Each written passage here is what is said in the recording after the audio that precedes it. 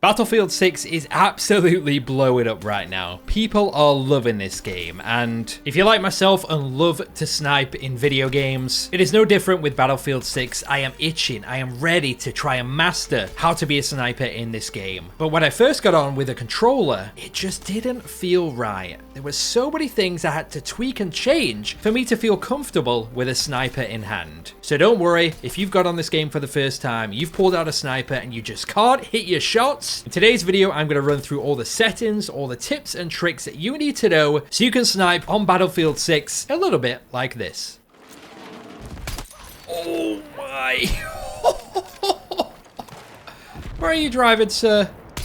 Where are you driving? So if this video helps in any way, please give it a thumbs up for me. I would appreciate it. Drop me a comment if you think there's anything I missed, and subscribe for more Battlefield 6 sniping content, because I'm loving it. So let's kick things off with my controller settings. My buttons preset, although it says custom, is actually set to alternative, which you can change in this section here. This essentially makes circle become your melee button and R3 become your crouch and prone and slide, which is crucial when sniping because you want to be using the crouch and the prone and the slide to outmaneuver and dodge bullets and peek above cover, but you also want to keep your thumb on the analog stick so you continue to aim and center opponents and see what's going on. If you're constantly taking your thumb off to press circle, you're just not going to be as accurate. You can also notice that I have zoom as L1 and fire as R1. By default, these are L2 and R2, but if you dive into the edit settings, go down to controller mapping, put your ping and then grenade to L2 and R2, and keep going down and change your fire and aim to R1 and L1. The bumpers on your controller are more responsive than your triggers, so especially with sniping, if you want to get your shot off as quick as you can from when you press that button to when it registers in game, you want to make sure you are firing with R1. Diving into the control settings here, I have my infantry aim sensitivity set to 59. Now this is just your general sensitivity. For me, 59 is the sweet spot. Field of view I have set to 110. These three values I haven't changed, so I'm going to keep them as is. Now let's talk aim assist. By default, these three values are all set to 100. And I'll be honest with you, it makes the game on controller unplayable. The slowdown is way too much. If you scope in on an enemy with all these values set to 100, it becomes so sluggish. It's like you are fighting against the game for you to move your analog stick quicker, but the game won't let you. It's so strong, it hinders more than it helps. For sniping specifically as well, as soon as you start to pull your crosshairs over an enemy with these values set to 100, it becomes nearly impossible to align your shot, especially when you're trying to get headshots for the one-shot kill. You lose the ability to be quick, you lose the ability to be accurate, so these values have to come down. Found that 76 is the sweet spot. A lot of people assume that it's just the aim assist slowdown that you need to turn down, but it is just the general aim assist on this game that you have to cater for as well. But I've got that slowdown down to 55,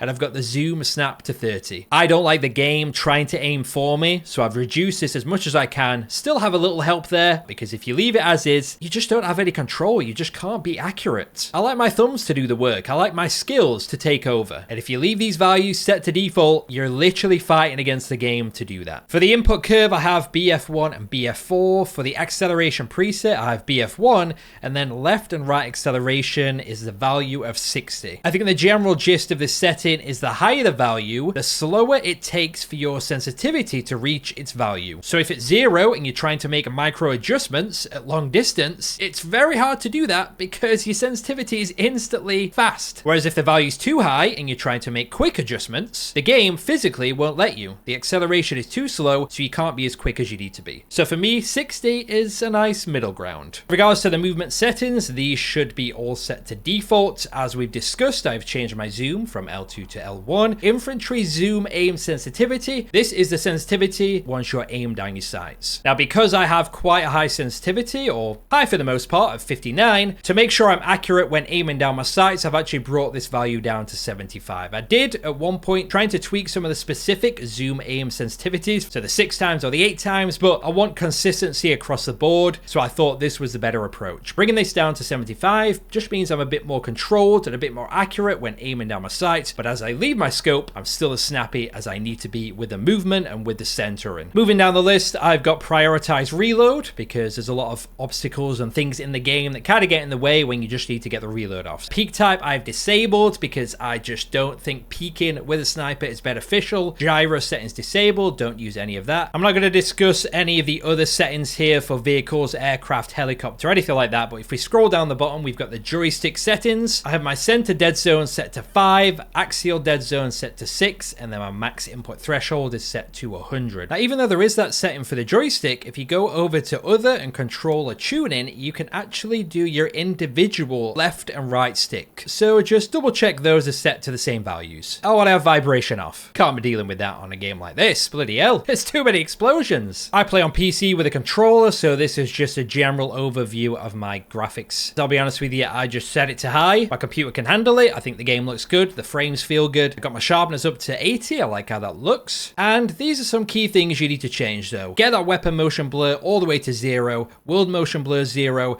Camera shake amount to 50. Turn on reduced sprint camera bobbing. Turn off chromatic aberration, vignette, and film grain. All of those things just clutter your screen. Makes it very hard to see things. There's too much going on. We don't want disruption, and that's what a lot of these settings cause. VSync off as well, and then we've got infantry and vehicle HUD motion off. Once again, just keeping things stable. Less sway, less motion, and more clarity. In advanced HUD settings, I've got my HUD padding set to 10, and then my minimap size set to medium. I did try large, but I feel like it just takes up a bit too much. It's good to have your minimap bigger, because that's where a lot of your intel's going to be, especially if you're running Recon. You've got your motion sensor down. So maybe try large. For icons and indicators, you want to go to crosshairs and indicators here, and first you want to take off infantry crosshair projection. Too much motion in the crosshairs there. For a sniper, you want things to be stable, so you know where you need to center the next enemy when you're working out of your scope. Moving over to hit indicator, I've got my kill color set to a big bright red. And speaking of those colors, if you move over to the accessibility tab and you go down to color profiles, this is what makes the game and the icons and those colors pop,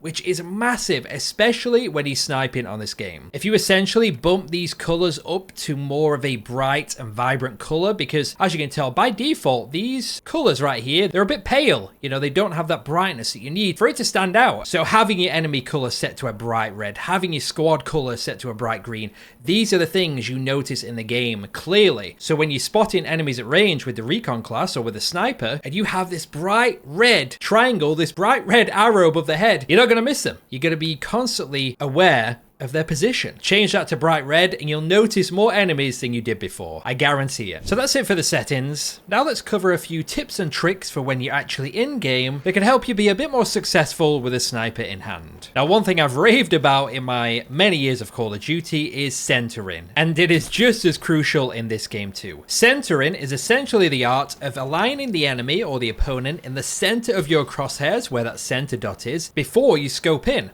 So by the time you fully scope in, there's not actually much work you need to do to align that target and take the shot. If you don't center beforehand and you scope in and you have to take time to pull your shot across, drag your scope across and try and find the target, you become a sitting duck. The longer you are in your scope, the more visible you are to the enemies. If you weren't aware, you give off a massive scope glare, a glint, that enemies can see from around the map. You're basically giving a visual cue to the enemies to say, hey, I'm looking at you. Come find me. Like, you are so noticeable. So my biggest tip is to do all the work outside of your scope. Keep that sniper at your hip so you can digest way more of the action of what's going on your screen. You could see enemies from afar that you wouldn't have seen if you were staying in your scope. For the class selection, you probably want to be rocking the Recon for plenty of reasons. Firstly, you'll become a team player. It's got an aim spot signature trait that basically spots enemies for your teammates once you've lined them up in your scope. And this marks them for general gameplay, but also on the minimap. So even if you miss your shot, your teammates might clean things up for you. And the same thing happens if you hit mark them. They will be revealed for your whole team. But if you do manage to get that headshot, the enemy team can't revive that player. You also get the sniper rifle proficiency, which improves your marksmanship skills. So you get less weapon sway, you get quicker rechambering time between shots, and better breath control for a steadier aim. So if you need to take a little bit more time to line up your shot, the Recon class is the go-to. And use your gadgets, folks. You've got a motion sensor, you got drones, you got a UAV overwatch. You can spot and highlight the enemies for your team. So even though you might be sitting a little bit back out of the action, you're constantly constantly providing intel for the squad. You're at a huge disadvantage up close and personal with a sniper in hand. So sometimes it is best to be away from your teammates. You want to be a little bit more hidden. You want to be out of sight and out of mind and just taking off heads left, right, and center without teammates and vehicles and tanks basically giving your position away. It is nice to be around your teammates, so if you do get downed, you can get revived, but there are going to be situations on certain maps and certain objectives where if you're off to the side, you can do more damage, you can cause more confusion, more upset if you're just by yourself. And what I've learned from playing Battlefield 6 is, as a sniper, you need to be taking out those other snipers. Like, that is a priority. They are the deadly ones, they are the hardest to hit if you have a regular gun from distance. All they're showing is their little head. So if you can take out the snipers first, it's safe to say your teammates will thank you for it. And don't forget, folks, the further the opponent is away, the more bullet travel time there'll be, and the more bullet drop there'll be. So it's not always going to be as simple as aiming at the head, click and shoot, and then being taken out. The further they are away, the more you have to consider when lining that shot up. You might have to aim slightly above the head if they're, 200 meters, 300 meters away. If they're moving, you might have to aim slightly ahead of them and slightly higher than their head will be at that moment in time. There's a lot to consider when sniping at distance. So don't be discouraged if you get a lot of misses in there. It's going to take some time, it's going to take some practice, but when those shots do finally hit, it sure is going to be satisfying.